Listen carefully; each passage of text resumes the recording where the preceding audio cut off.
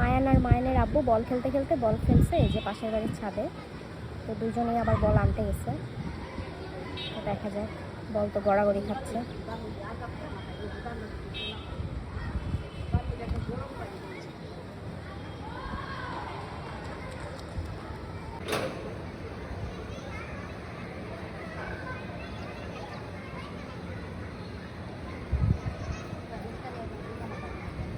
Mayan high, ও দেখতে পাচ্ছে না।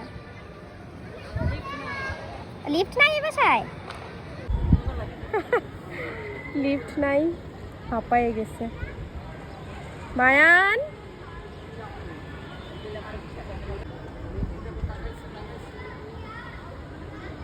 হাই,